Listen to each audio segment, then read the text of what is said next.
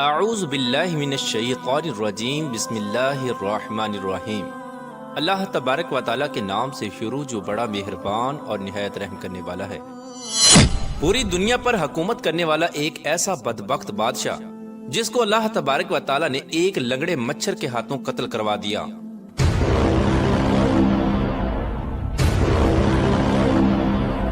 دنیا کی تاریخ میں ایسے بہت سارے بدبخت بادشاہ اور فرعون گزرے ہیں جن کو ان کی دولت اور بادشاہت کے نشے نے مغرور بنا دیا اور وہ خود کو خدا کہلوانے لگے اور خدائی کا جھوٹا دعویٰ کر بیٹھے۔ اور پھر اللہ تبارک و تعالیٰ نے جو اس کائنات کا حقیقی مالک ہے اور جو وحدہ لا شریک ہے، اس نے ان جھوٹے خدائی کے دعوے داروں کو دنیا کے لیے عبرت کا نشان بنایا، ان کو ایسی عبرت ناک موت دی جس کا کوئی تصور بھی نہیں کر سکتا، اور ان جھوٹے خداؤں کو صفحہ ہستی سے مٹا دیا۔ پیار دوستو، خدائی کا دعویٰ کرنے والے بدبختوں میں سے ایک نام نمرود کا بھی ہے۔ پیار دوستو، نمرود شہر بابل کا حاکم تھا جس نے خدائی کا دعویٰ کیا تھا۔ اس کا نام نمرود بن کنعان بن قوس بن سام بن نو تھا۔ دنیا میں صرف 4 ایسے بادشاہ گزرے ہیں جنہوں نے پوری دنیا پر حکمرانی کی ہے، جن میں سے 2 بادشاہ ایسے تھے جو مسلمان تھے، جن میں سے ایک کا نام حضرت سلیمان علیہ السلام اور دوسرے کا نام حضرت ذوالقرنین علیہ السلام ہے، اور 2 کافر حکمران ایسے تھے جنہوں نے پوری روئے زمین پر حکمرانی کی۔ ان میں سے ایک کا نام نمرود اور دوسرے کا نام بخت نصر تھا۔ پیارا دوستو، روایات میں آتا ہے کہ نمرود نے پوری دنیا پر 400 سال حکومت کی۔ یہ بڑا جابر اور ظالم بادشاہ تھا، اور اس کے دور کے اندر بت پرستی عام تھی۔ لوگ اللہ تبارک و تعالیٰ کی وحدانیت کو چھوڑ کر بتوں کی پوجا کیا کرتے تھے۔ اس نمرودی دور کے اندر شرک اس طرح پھیلا ہوا تھا کہ تمام نمرودیوں نے اپنے خداؤں کے طور پر بہت سارے بت بنائے ہوئے تھے جن کی یہ لوگ پوجا کیا کرتے تھے، اور ادھر نمرود نے بھی خدائی کا دعویٰ کیا ہوا تھا۔ یہ خود کو خدا کہلواتا اور لوگوں کو اپنی پوجا کرنے کا حکم دیتا۔ اس بدبخت قوم کی طرف اللہ تبارک و تعالیٰ نے اپنے پیارے پیغمبر حضرت ابراہیم علیہ السلام کو بھیجا۔ کفر و شرک اور بت پرستی کے اس دور کے اندر حضرت ابراہیم علیہ السلام وہ واحد شخص تھے جو اللہ تبارک و تعالیٰ کی وحدانیت پر ایمان رکھتے تھے اور بتوں کی بجائے اللہ تبارک و تعالیٰ کو حقیقی خدا مانتے تھے۔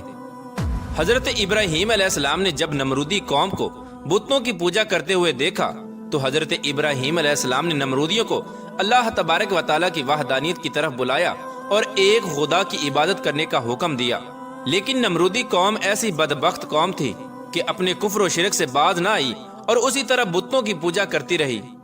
ایک دن حضرت ابراہیم علیہ السلام ان کے جھوٹے خداؤں کو جھوٹا ثابت کرنے کے لیے اس مقام پر گئے جہاں پر ان کے تمام بت پڑے ہوئے تھے، تو حضرت ابراہیم علیہ السلام نے ان کے تمام بتوں کو چپکے سے توڑ دیا اور اس کا الزام ان کے بڑے بت پر لگا دیا۔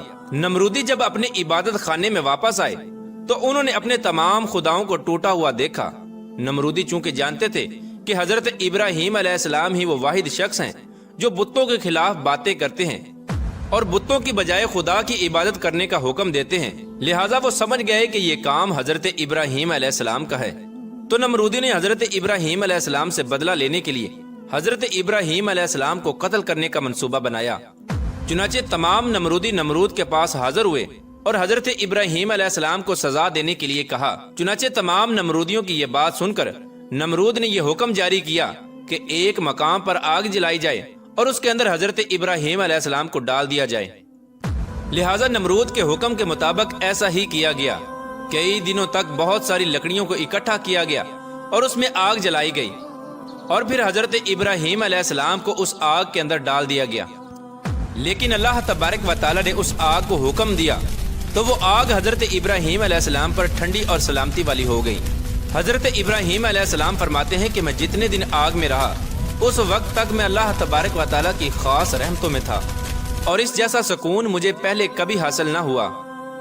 چنانچہ جب حضرت ابراہیم علیہ السلام اس آگ سے باہر تشریف لائے تو اللہ تبارک و تعالیٰ کے حکم کے مطابق حضرت ابراہیم علیہ السلام نمرودیوں کو ایک بار پھر حق کی دعوت دینے لگے اور اللہ تبارک و تعالیٰ کی وحدانیت کی طرف بلانے لگے۔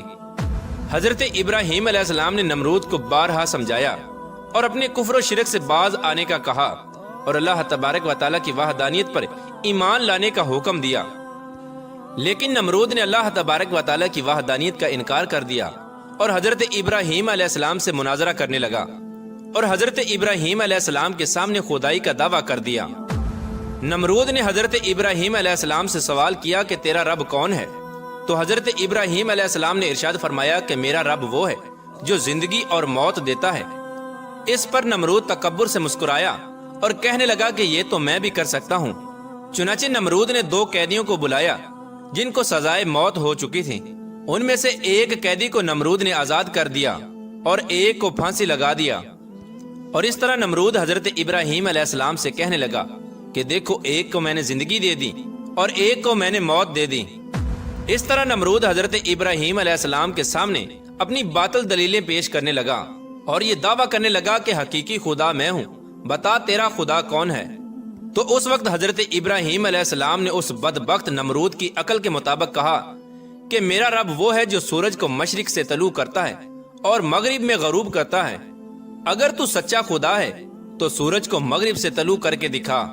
چنانچہ حضرت ابراہیم علیہ السلام کی یہ بات سن کر نمرود کا رنگ اڑ گیا اور وہ لاجواب ہو گیا، اور اس طرح نمرود پوری قوم کے آگے ذلیل اور رسوا ہو گیا۔ اس کے بعد بھی حضرت ابراہیم علیہ السلام نے نمرود کو کئی بار اللہ تبارک و تعالیٰ کی وحدانیت کی طرف بلایا، لیکن نمرود اپنی سرکشی سے باز نہ آیا اور اسی طرح اپنے کفر و شرک پر ڈٹا رہا۔ چنانچہ حضرت ابراہیم علیہ السلام کی بار بار دعوت حق دینے سے نمرود تنگ آ گیا، اور بالآخر تنگ آ کر نمرود حضرت ابراہیم علیہ السلام سے کہنے لگا کہ اگر تیرا خدا سچا ہے تو اس کو بول کے اپنی فوج بھیجے اور میرے ساتھ جنگ کرے۔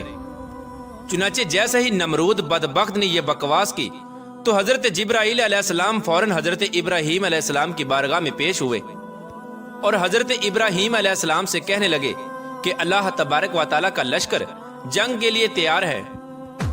حضرت جبرائیل علیہ السلام کا یہ پیغام سن کر حضرت ابراہیم علیہ السلام نے نمرود سے کہا کہ اللہ تبارک و تعالیٰ کا لشکر جنگ کے لیے تیار ہے۔ حضرت ابراہیم علیہ السلام کی یہ بات سن کر نمرود کہنے لگا کہ مجھے 3 دن کی مہلت دی جائے۔ چنانچہ نمرود کو 3 دن کی مہلت دے دی گئی۔ اس دوران نمرود نے تمام مشرق و مغرب کے بڑے بڑے جنگجوؤں کو اکٹھا کیا اور بہت سارے ہتھیاروں کو جنگ کے لیے تیار کیا۔ اس طرح نمرود نے جب جنگ کی مکمل تیاری کر لی اور اپنی تمام فوج کو اکٹھا کر لیا تو نمرود نے حضرت ابراہیم علیہ السلام کو للکار کر کہا کہ ہماری فوج جنگ کے لیے تیار ہے، تم اپنے رب کی فوج کو بلاؤ۔ چنانچہ اس وقت حضرت ابراہیم علیہ السلام نے اللہ تبارک و تعالیٰ کی بارگاہ میں دعا کی تو اس وقت اللہ تبارک و تعالیٰ نے مچھروں کی ایک فوج کو بھیجا۔ ان مچھروں کی تعداد اتنی زیادہ تھی کہ ان مچھروں کے اندر سورج بھی نظر نہ آتا تھا۔ اللہ تبارک و تعالیٰ نے ان مچھروں کی فوج کو نمرودی فوج کے اوپر مسلط کر دیا تو یہ مچھر دیکھتے ہی دیکھتے نمرودی فوج کا گوشت کھا گئے اور ان کا خون پی گئے۔ تمام نمرودی فوج کی ہڈیاں ہی ہڈیاں باقی رہ گئیں۔ چنانچہ اس دردناک منظر کو دیکھ کر نمرود اپنے محل کی طرف دوڑا اور اپنی بیوی کے کمرے میں چھپ گیا۔ اسی دوران ایک لنگڑا مچھر نمرود کے محل میں داخل ہوا تو نمرود نے اپنی بیوی سے کہا کہ اس مخلوق نے تمام فوج کو ہلاک کر دیا ہے۔ چنانچہ اسی گفتگو کے دوران وہ لنگڑا مچھر اللہ تبارک و تعالیٰ کے حکم سے نمرود کی ناک میں داخل ہو گیا اور نمرود کے دماغ کو چاٹنے لگا۔ جب وہ مچھر نمرود کے دماغ کو چاٹتا تو اس سے نمرود کو اتنی تکلیف ہوتی کہ نمرود اپنے سر کو دیواروں پر مارتا۔ اس طرح اللہ تبارک و تعالیٰ کے حکم سے وہ لنگڑا مچھر نمرود کے دماغ میں کئی دنوں تک رہا۔ نمرود نے اپنے محل میں یہ حکم جاری کر دیا کہ جو بھی محل میں داخل ہو وہ نمرود کے سر پر جوتے مارے۔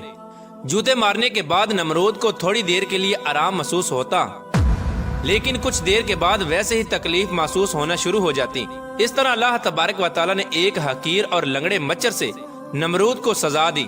یہ تکلیف کی وجہ سے اپنے سر کو سلاخوں کے ساتھ پیٹتا رہتا، یہاں تک کہ اللہ تبارک و تعالیٰ نے نمرود کو عبرتناک موت دی، اور وہ نمرود جو خدائی کا دعوے دار تھا وہ نمرود اپنے سر کو دیواروں پر مارتے مارتے ہلاک ہو گیا۔ اس قدر دردناک موت دے کر اللہ تبارک و تعالیٰ نے نمرود کو رہتی دنیا کے لیے عبرت کا نشان بنایا۔ اس بات کے اندر کوئی شک نہیں کہ اللہ تبارک و تعالیٰ کی ذات ہی وحدہ لا شریک ذات ہے، اس کے علاوہ کوئی عبادت کے لائق نہیں۔